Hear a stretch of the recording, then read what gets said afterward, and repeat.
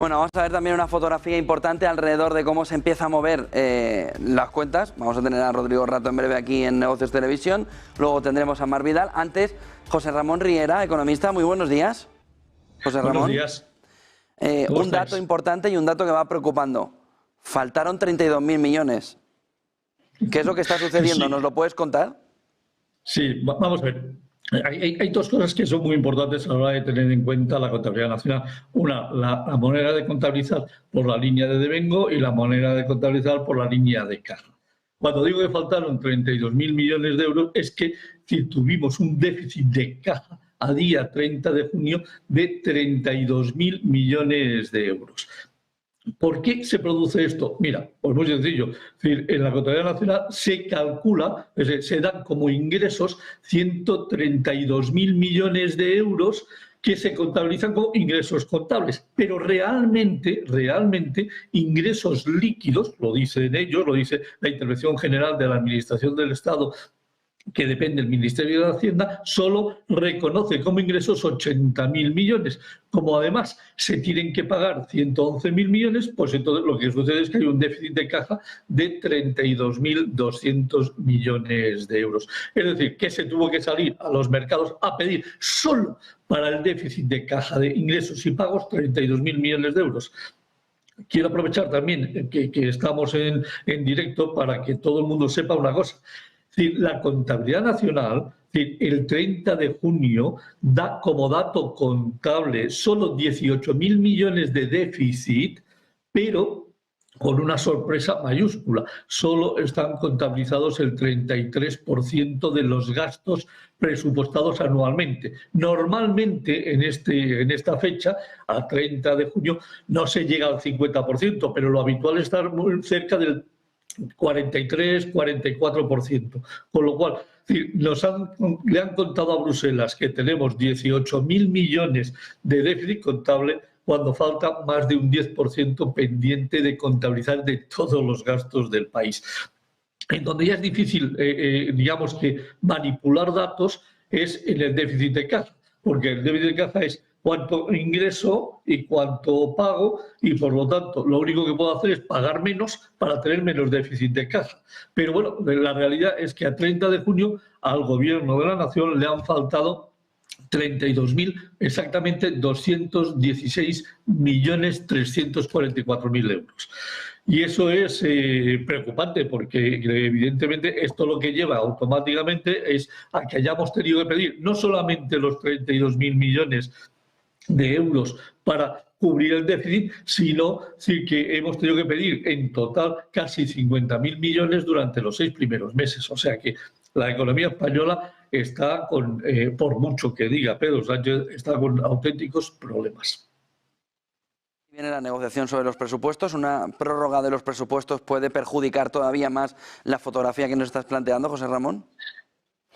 Vamos a ver, una prórroga de los presupuestos lo que prácticamente inhabilita al Gobierno es para cumplir con los planes que está exigiendo Europa ahora a todas las economías. El 20 de abril, 10 días antes de que cerrase el Parlamento Europeo, se aprobó todo un pacto por ley, en el cual todos los países miembros de la Unión Europea tienen que presentar a partir del 20 de septiembre un plan a 3 años para bajar el déficit del 3% a un máximo de 1,5%. Es decir, hay que bajar del 3, el máximo del 2024, a un 2,5% en el 2025, a un 2% en el 2026 y a un 1,5% en el 2027. ¿Esto qué implica? Implica ajustes del tipo que sea, o bien por el modelo de ingresos, corregir los impuestos, o bien por el modelo de gastos, reducir los gastos.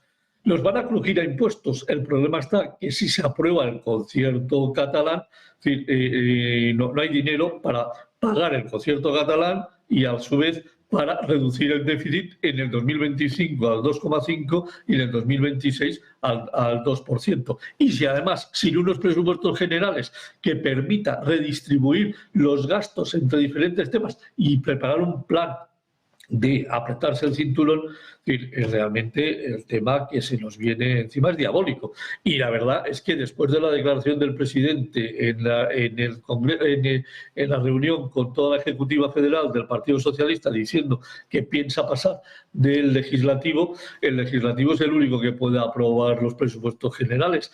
Como no los apruebe, este gobierno tiene un grave problema frente a la Comisión Europea y frente a Bruselas, que quiere poner ya la disciplina fiscal de volver a una senda en la cual, primero, recuperemos que el PIB, la deuda sobre el PIB se reduzca de forma sustancial. En la media europea estamos en el 85, España está en el 107,7 a cierre del año pasado, y la única salida es bajar esas cifras. ¿Para qué?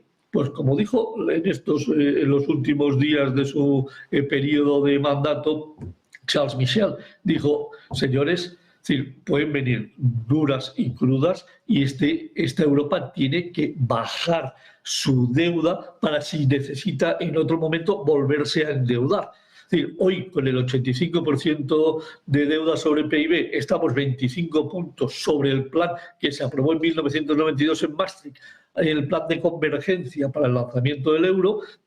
Se permitió durante un tiempo, periodo después de la crisis del 2008, unos años se permitió aumentar el déficit, se volvió a la senda, y con la pandemia nos salimos completamente de la senda, y hay que retomar sí o sí la senda, porque no queda otro remedio. Es que si no, como venga otra crisis, no tenemos capacidad para afrontarla con planes tipo Next Generation o con incrementos de los presupuestos para hacer una redistribución del billón de euros que se gasta en un periodo de 7 años la Unión Europea en sus diferentes programas. Así que se necesitan presupuestos generales del Estado, sí o sí, y si no, el gobierno tiene un problema muy serio. Solo una cuestión más. ¿Esto nos lleva irremediablemente a una subida impositiva? Sí, vamos a ver. Sí. Seamos claros, ¿vale? Yo el día 30 de agosto grabé un vídeo para mi canal de YouTube, en el cual dije: viene un otoño caliente.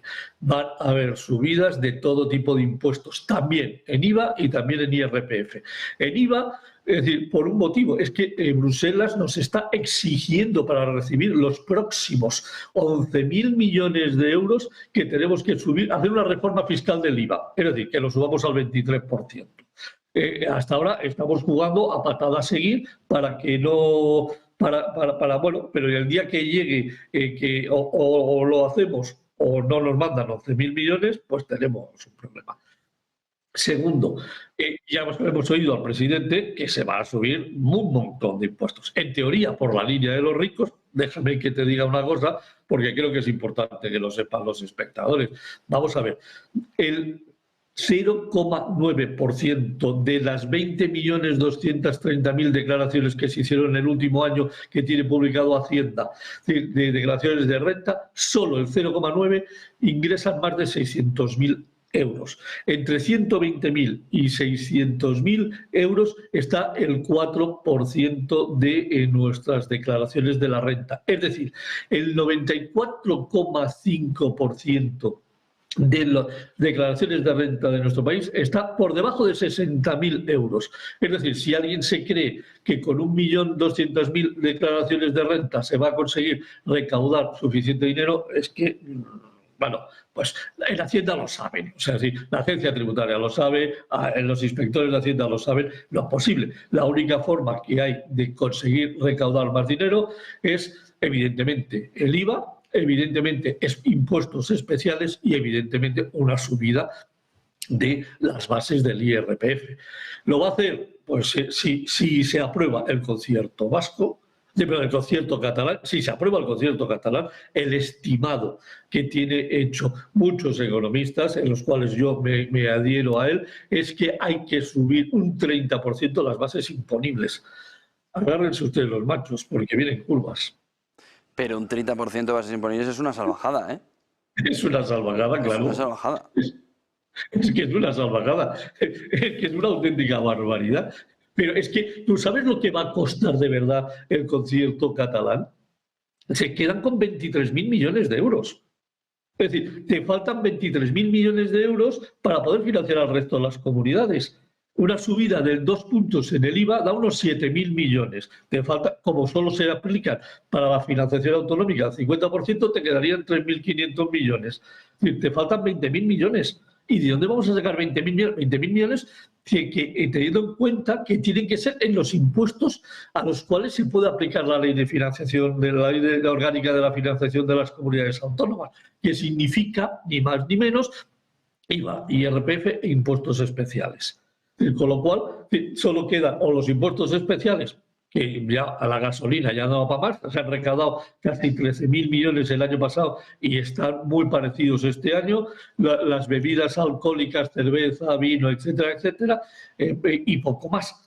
Y luego está el IRPF, que es el gran recaudador en estos momentos para la financiación autonómica. Con lo cual, ¿de dónde sacas 40.000 millones para mandarles 20.000 a las comunidades? Explícamelo, porque pues del 30% de las bases imponibles. Madre mía, pues tiene para explicar María Jesús Montero. Lo dice FEDEA. Sí. Pues muchísimas gracias por toda esa fotografía, José Ramón. Vamos a ver el otoño caliente que nos dices y sobre todo el trabajo para María Jesús Montero. Bueno, yo creo que yo me pondría más en el lado de los que estamos trabajando, como tú, como que te digan que te van a subir las bases imponibles y donde pagabas 5.000, ahora vas a pagar 8.000 euros, pues te vas a enterar de la gracia que te va a hacer. Pues muchísimas gracias por toda esa fotografía, José Ramón. Buen día, buen negocio. Gracias. Son las 9:15 de la mañana, enseguida con nosotros Rodrigo Rato.